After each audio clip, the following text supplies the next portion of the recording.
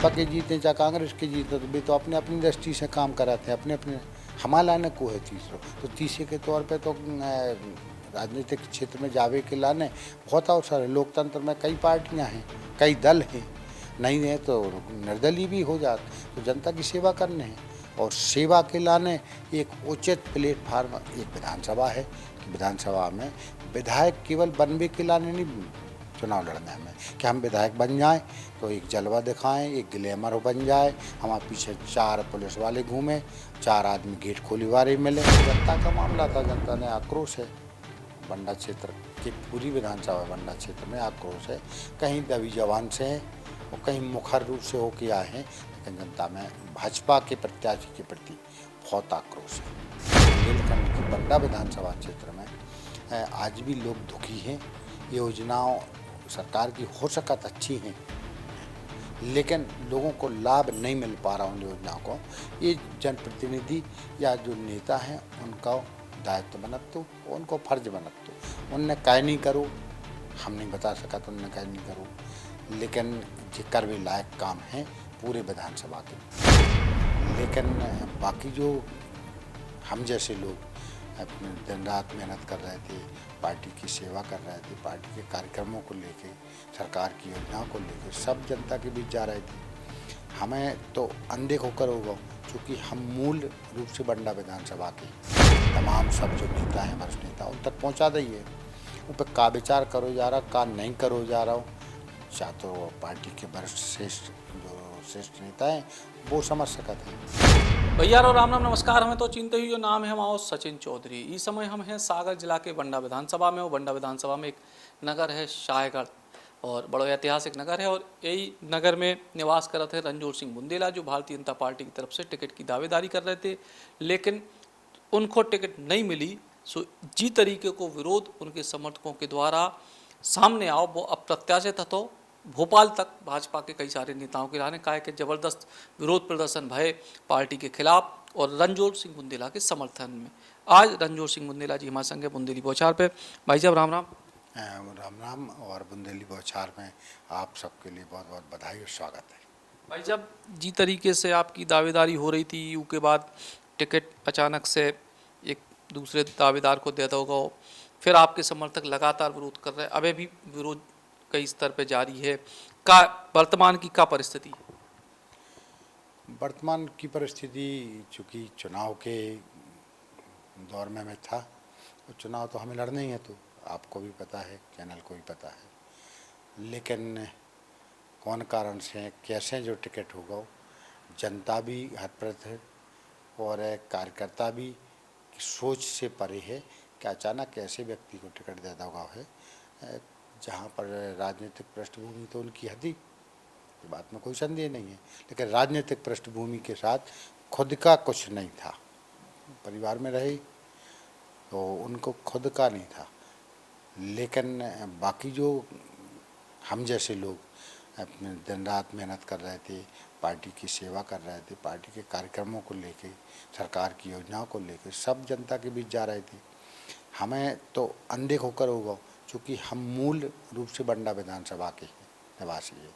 बंडा विधानसभा से इकलौते ऐसे प्रत्याशी थे जो कि वर्तमान में भाजपा से सशक्त रूप से जनता के बीच में रहे हैं।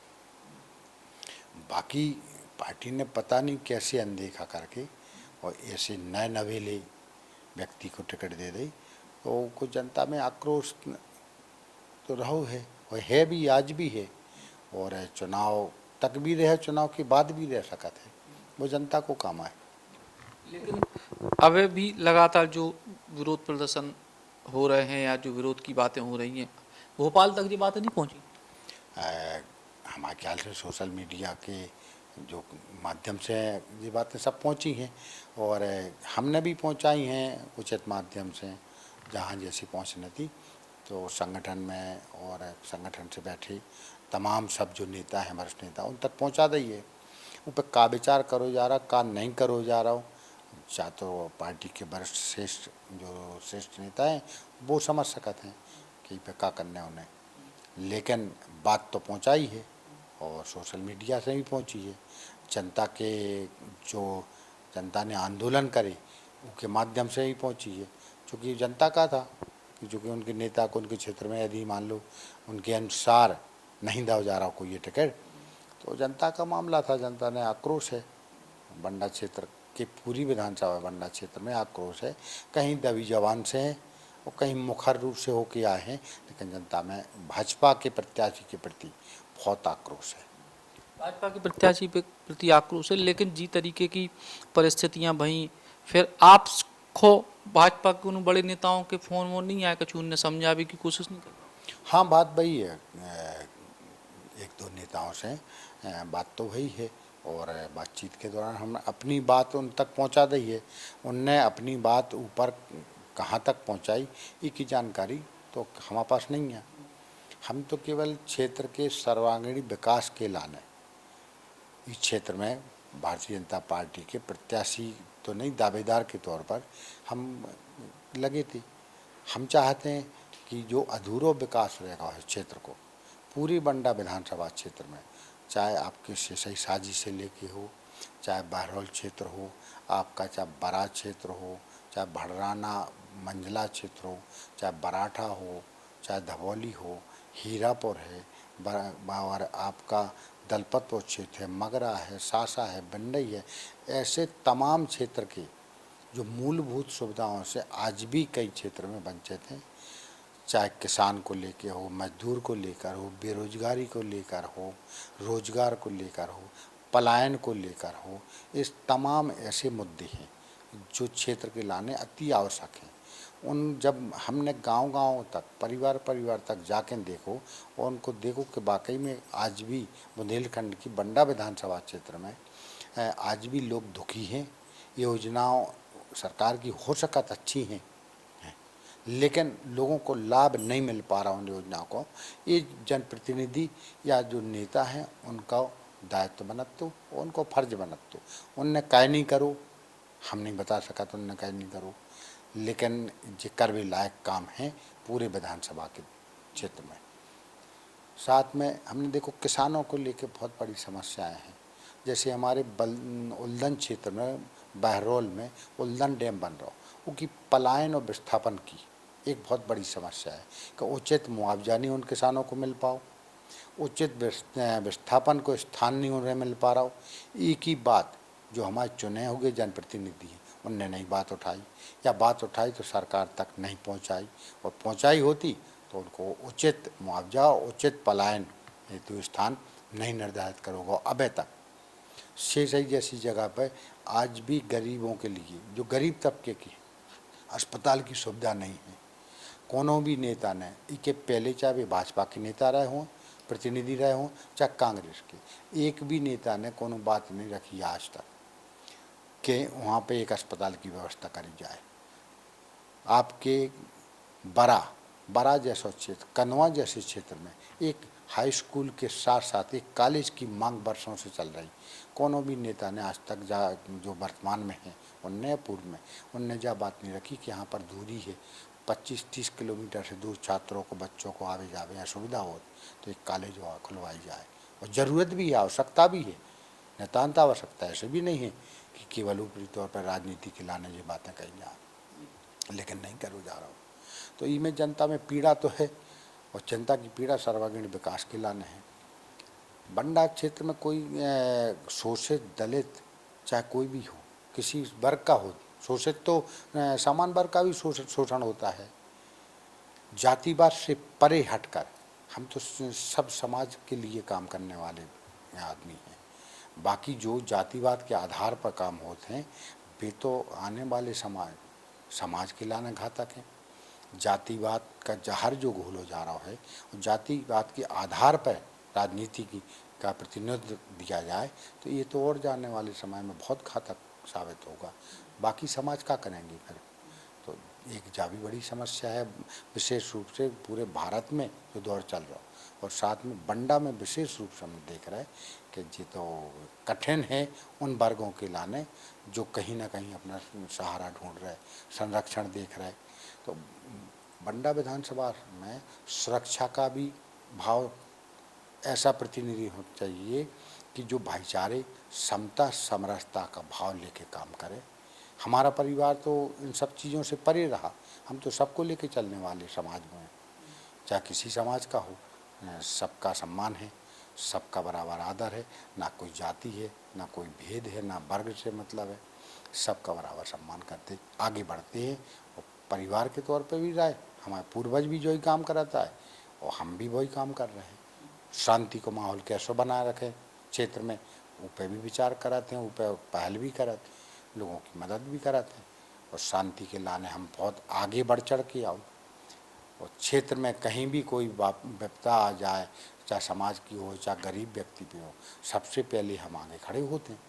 हमें इससे कोई मतलब नहीं कि को आए, कौन समाज को आए, निर्धन है, गरीब है, अमीर है, कौन जाति को है, पीड़ित आदमी है तो हम बिल्कुल बराबर मदद को खड़े रहते हैं। मदद को खड़े, लेकिन अब जो परिस्थिति है कि भाजपा से प्रत्याशी घोषित होगा और कांग्रेस से भी जो है वर्तमान में विधायक हैं लंबे मार्जिन से चुनाव जीते थे, तो फिर विकल्प का बच रहा है आपके? नहीं, अब वो राजनीतिक व्यवस्था है, कांग्रेस की व्यवस्था की तहत उनको मिलो चाहिए भाजपा में।